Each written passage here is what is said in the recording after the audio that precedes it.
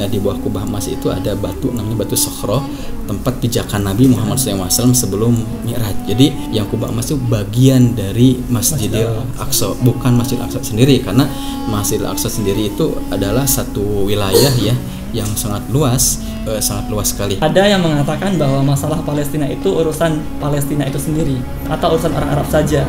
Indonesia tidak usah ikut campur. Nah itu menurut Bang Zen gimana dengan statement itu?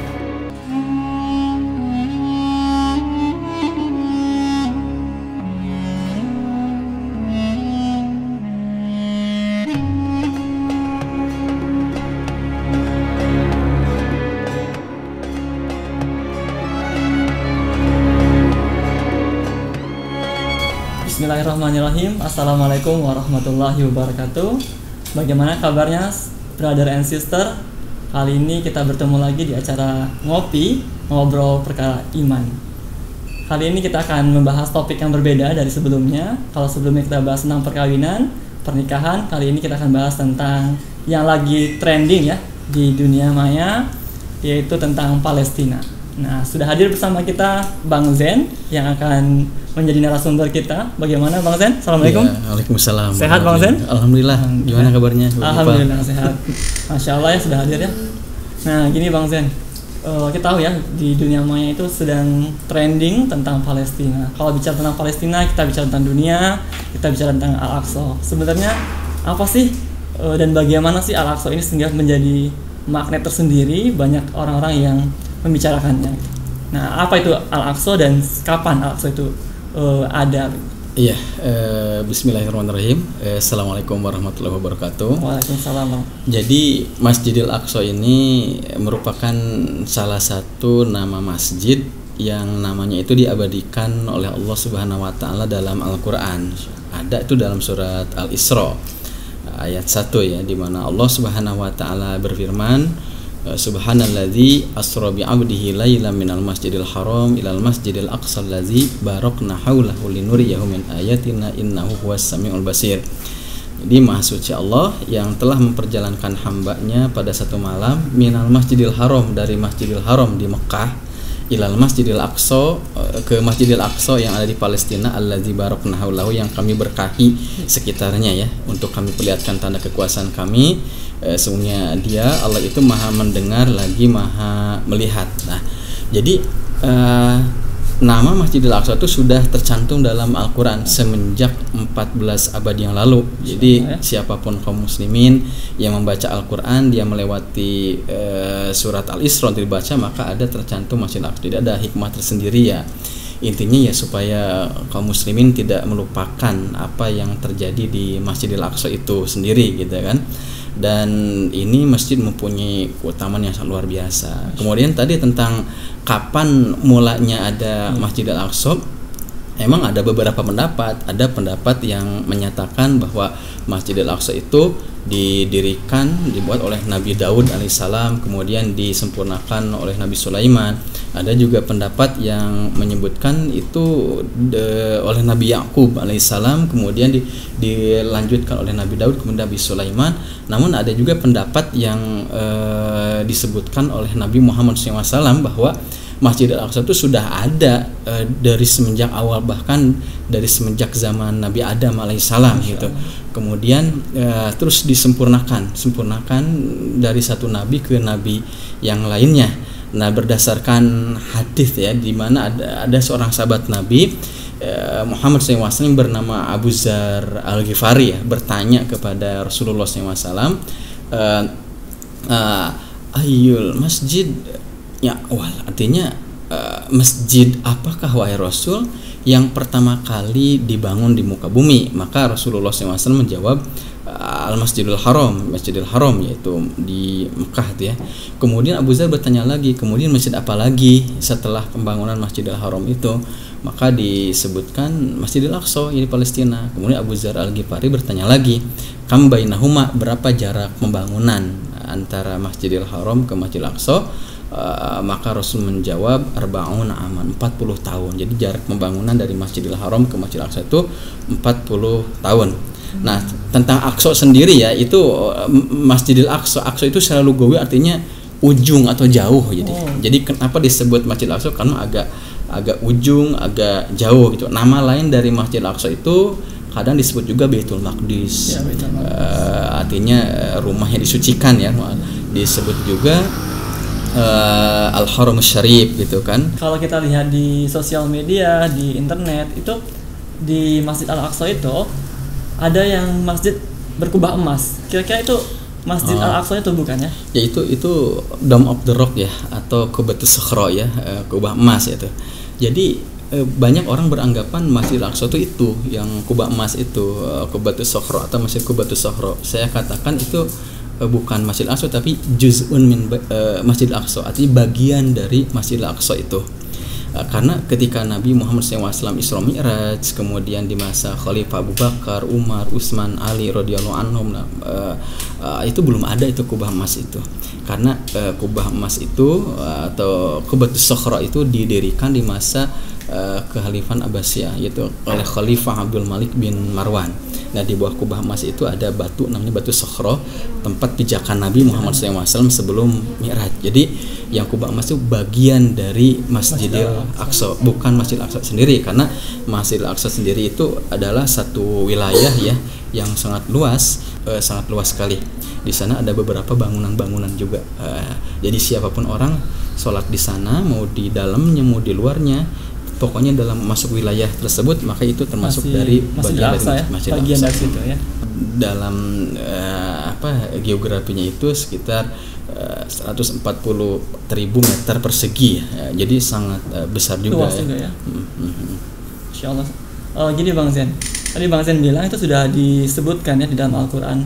Berarti ini masjid spesial ya. Tentu punya keutamaan-keutamaan. Kira-kira keutamaan Masjid Al-Aqsa ini apa?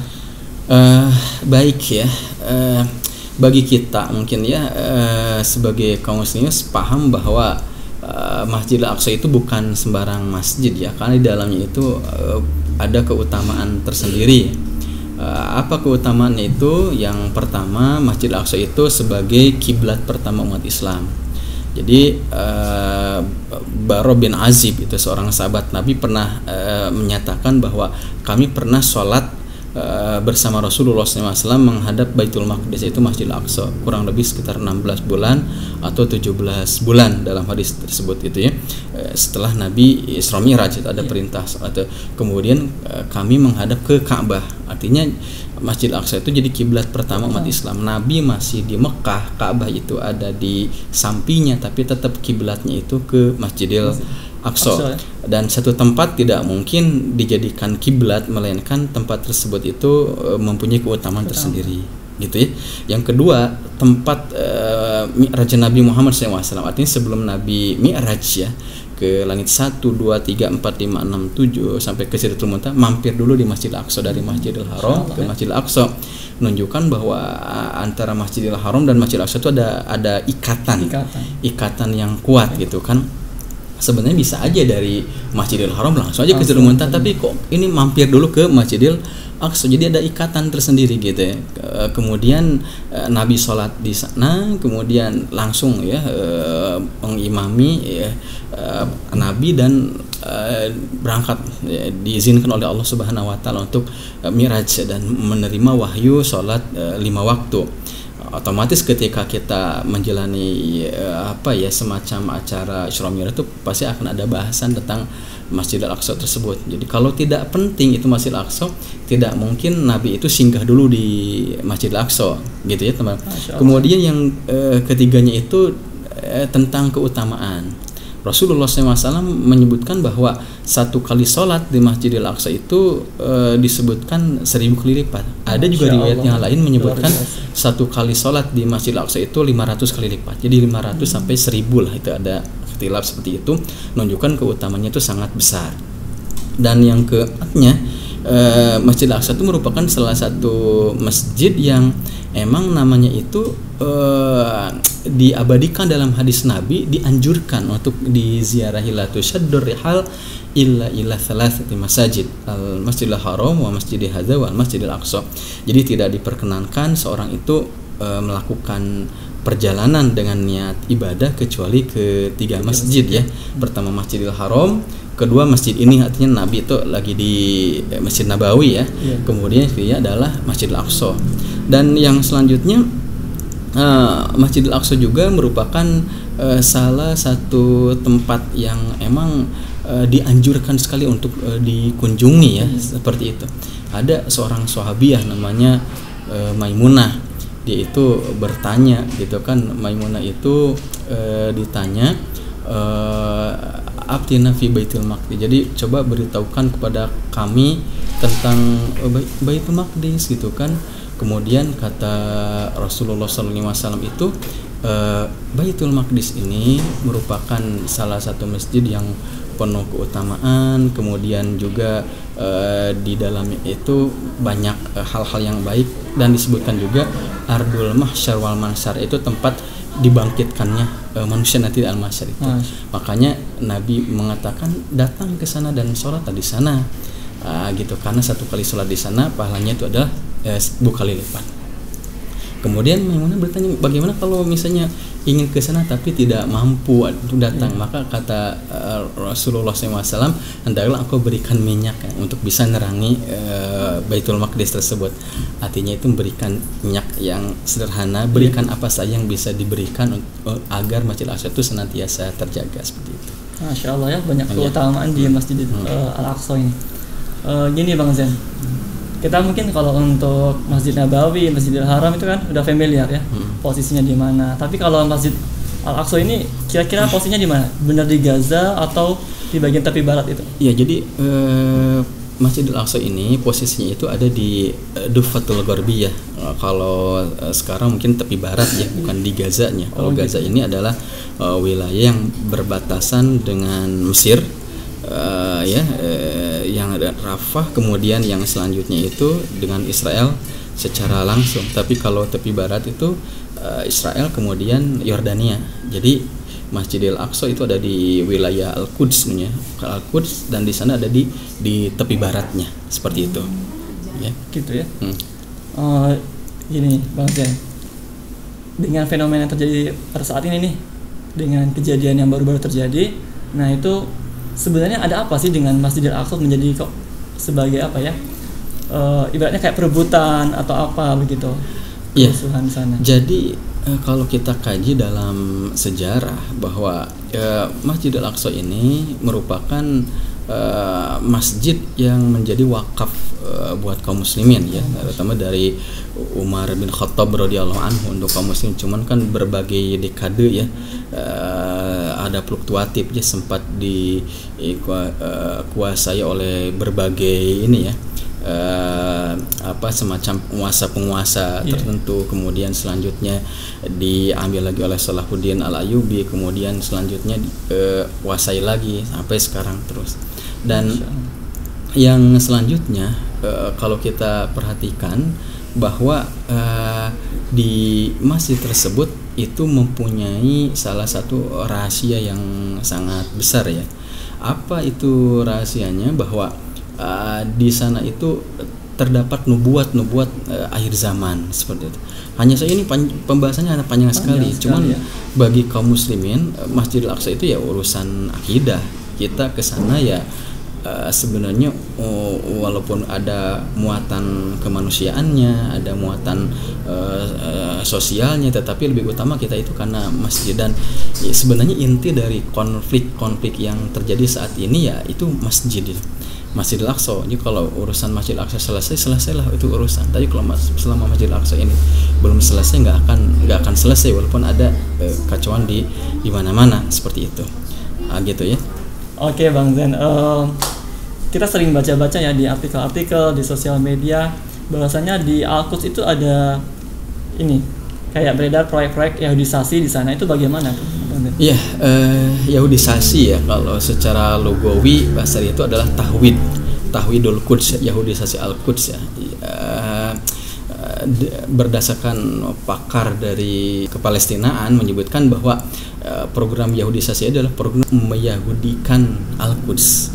Jadi ada 3 program. Yang pertama adalah Yahudisasi manusianya, yang kedua Yahudisasi tempat ibadah, yang ketiganya adalah Yahudisasi tanah.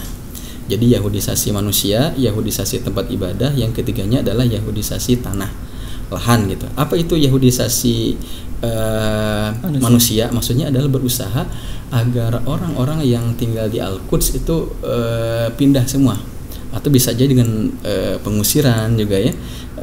Kemudian nanti yang menempati wilayah Al-Quds itu adalah dari orang-orang Yahudi seperti itu ya.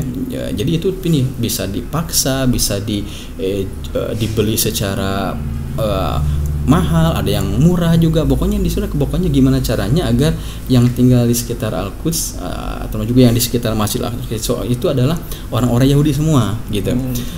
Yang kedua adalah Yahudisasi tempat ibadah. Yahudisasi tempat ibadah itu artinya mengambil alih bagian-bagian dari tempat ibadah tertentu yang mana itu adalah secara dominan itu adalah untuk kaum muslim, milik kaum muslimin, tetapi diambil alih jadi milik Yahudi.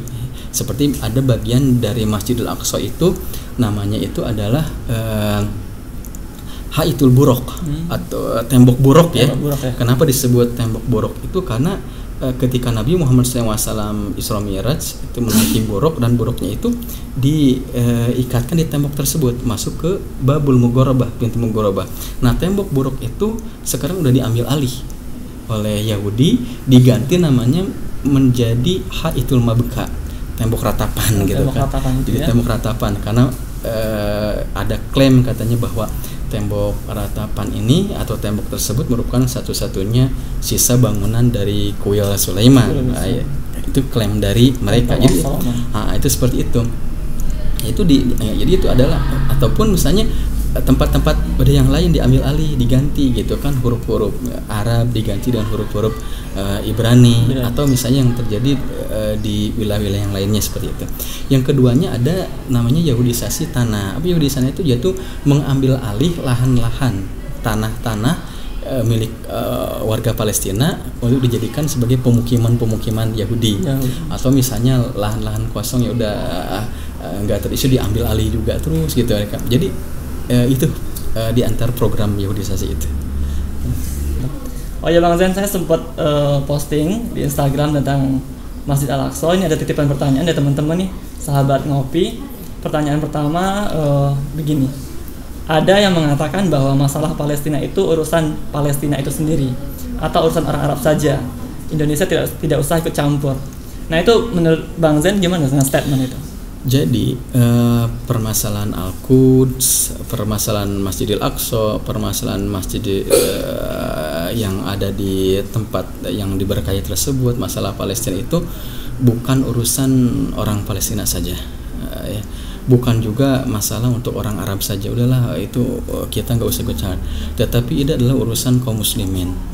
Kenapa? Karena kita fokusnya itu adalah untuk masjid. Kemudian yang kedua, di sana itu ada saudara-saudara kita yang berjuang ribat, ingin mempertahankan diri tinggal di sana, kemudian ingin dilaksanakan sholat, tapi kok bisa-bisanya gitu kan orang-orang yang melaksanakan sholat itu dianiaya, sholat kemudian melakukan ibadah juga dianiaya, sebagaimana yang terjadi beberapa waktu yang lalu ya, yang menimpa kepada jamaah-jamaah yang sedang melakukan i'tikaf. Dan emang manas ya dari semenjak awal itu tentang pengambil alihan satu wilayah di wilayah namanya Syekh Jarrah gitu kan ya, di mana kumpulan Yahudi itu menginginkan agar orang-orang yang tinggal di sana dari Palestina itu agar pergi meninggalkan tempat tersebut, tetapi mereka tetap mempertahankan. Ini masih adil, cuman rame gitu kan. Nah, seperti itu. Jadi kalau kita perhatikan itu adalah urusan kita semua, dan Rasulullah SAW pernah menyebutkan bahwa orang-orang beriman itu fitawadihim wa taruhumihim wa ta'atufihim asalul jasad idza istaka minhu adun tada'alahu sa'irul jasadi bisahri wal huma. Jadi orang mukmin itu di dalam rasa cinta, rasa kasih sayang, rasa solidaritas itu bagaikan satu tubuh gitu. Jadi jika seandainya yang satu merasakan sakit, maka yang lain pun Sakit, merasakan sakit juga. Jadi tidak ada sekat-sekat gitu, walaupun beda suku, beda bangsa, beda negara, tetapi mereka adalah saudara-saudara kita, orang-orang mukmin. Dan kita mungkin akan merasakan juga seandainya kita yang tinggal di sana gitu, pasti akan menyeru gitu, ayinan muslimin, bagaimana kaum muslimin, kami ini butuh pertolongan. Jadi ini merupakan isu-isu yang sangat krusial gitu kan. Sebagai bukti kita buktikan keimanan kita dengan adanya rasa peduli. Kenapa? Ada seorang ulama tuh dari Lebanon ya, Lebanon itu pernah menyatakan bahwa qadiyatul Quds laysat qadiyah adiyah walakin hiya mi'yaru haibatil ummah. Idza kana Quds fi hukmil ummah fal ummah fi karam wa idza kana Quds fi ghayriha fal ummah fi mahana. Artinya bahwa masalah Al-Quds, masalah Al-Aqsa, masalah Palestina itu bukan sebarang masalah, tetapi menjadi mi'yaru haibatin, menjadi simbol dari kemuliaan umat. Loh kok bisa? Oh iya.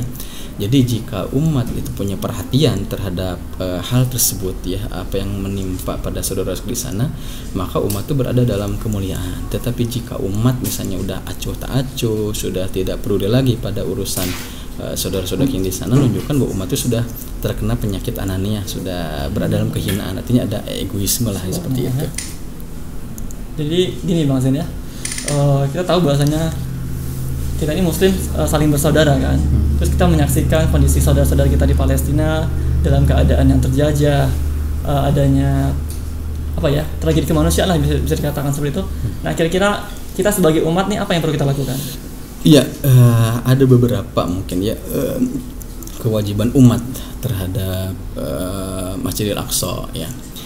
Yang pertama adalah memahami dulu dengan sebenar-benarnya apa yang terjadi di sana.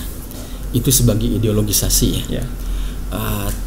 Pahamnya bahwa ini urusan akidah, urusan keimanan. Walaupun di kacamata yang lain itu urusan kemanusiaan aja, tapi ini adalah urusan akidah, urusan keimanan gitu. Kita bela masjid, kita bela saudara-saudara kita sekemampuan kita.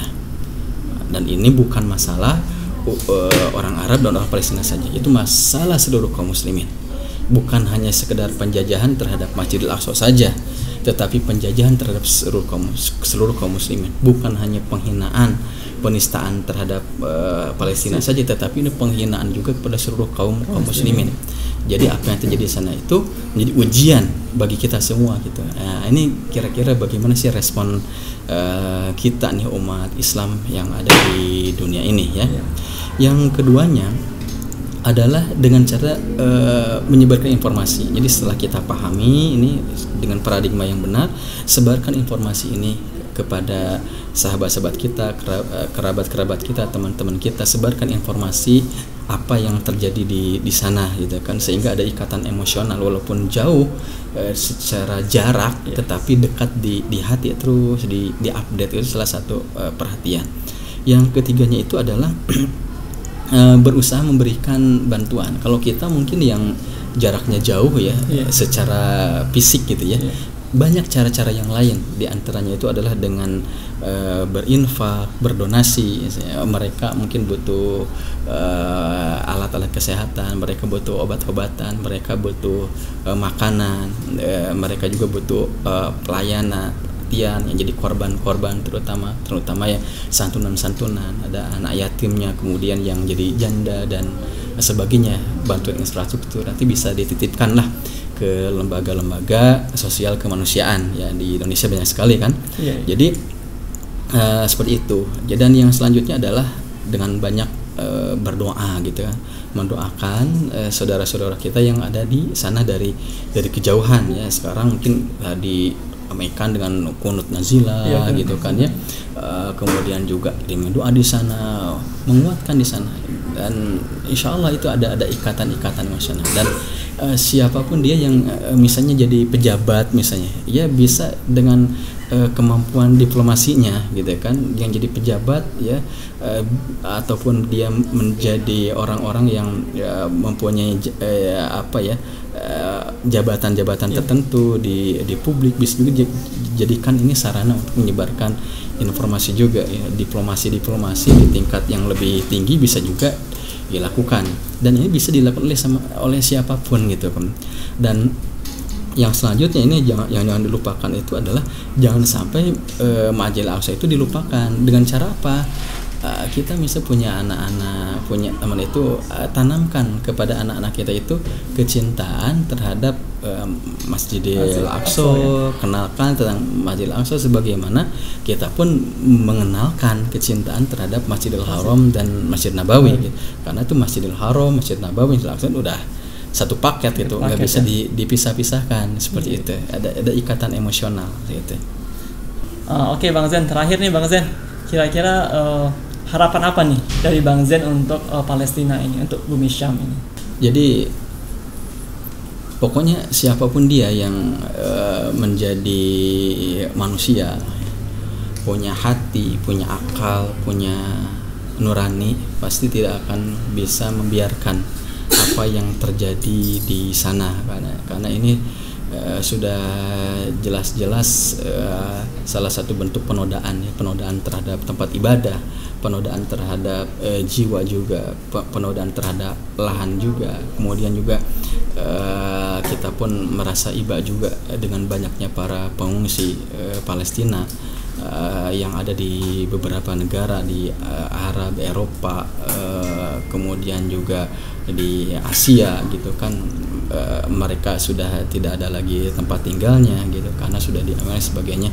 Oleh karenanya kita sebagai kaum muslimin dan mempunyai rasa keimanan yang tinggi ya, punya rasa kepedulian ya, berusahalah untuk senantiasa peduli, dan semoga apa yang terjadi ini bisa cepat berakhir, walaupun ada beberapa pendapat ini merupakan satu hal yang akan terus terjadi sampai akhir zaman ya gitu kan.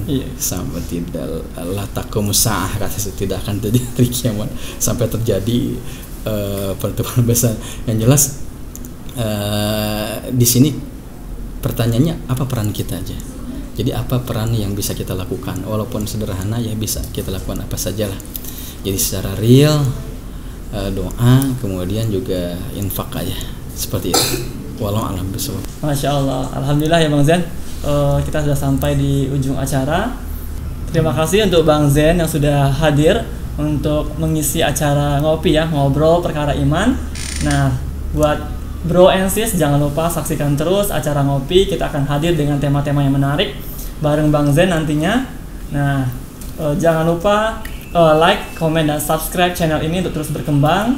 Saya akhiri. Assalamualaikum warahmatullahi wabarakatuh.